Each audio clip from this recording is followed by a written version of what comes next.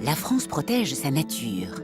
Les parcs nationaux préservent les sites remarquables de grande ampleur, mais comment faire pour conserver les minuscules espaces naturels uniques par leur biodiversité et leur paysage? Les îles du Glénan font partie de ces endroits magiques à conserver. On va rentrer dans le plan d'eau, hein. Il y a un espèce de lagon. Ça s'appelle le cercle de mer d'ailleurs, c'est cerclé de cailloux partout. Donc ça fait vraiment un abri. C'est un site où on a un sable qui est hyper blanc parce qu'il y a des habitats de merle. Le merle, c'est un lithotame, c'est une espèce d'algue calcaire. C'est plein de petits monticules comme ça.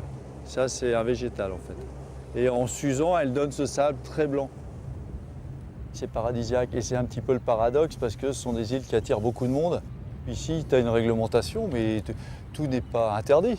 Tu ne peux pas empêcher les gens d'aller sur les plages, par exemple. Il faudrait qu'on chope le bout.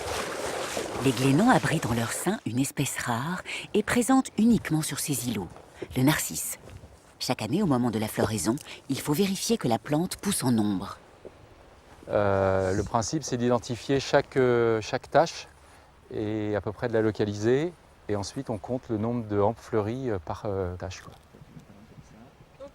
C'est une plante endémique de l'archipel des Glénans, donc il n'existe au monde que sur quelques îlots de l'archipel, et au même titre que d'autres espèces végétales et animales à très faible répartition et à très faible effectif, c'est important de le préserver, quoi. Ça fait partie de notre patrimoine naturel, fleuristique, donc ça justifie pleinement le fait qu'on vienne le compter, l'observer chaque année, quoi.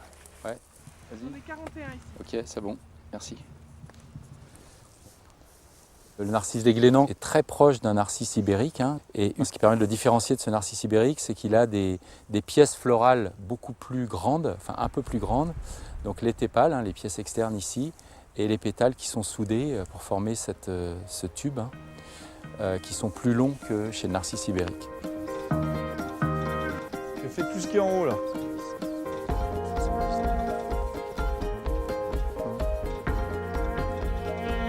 Historiquement, ce narcisse, il était présent ici jusqu'en milieu des années 80. Il a disparu à partir de 1990 sous la pression des goélands.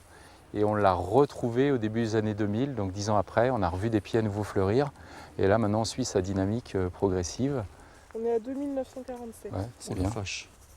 2000 947. Mais le but, c'est pas forcément d'avoir le plus grand nombre de pieds possible, hein. La conservation de la nature, c'est pas forcément ça, hein.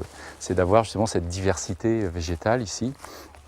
Et ce qui est intéressant sur cet îlot, c'est qu'on a un témoin de l'habitat originel du narcisse, avec le dactyle, hein, la grande graminée ici, et la jacinthe à fleurs bleues là, qu'on voit.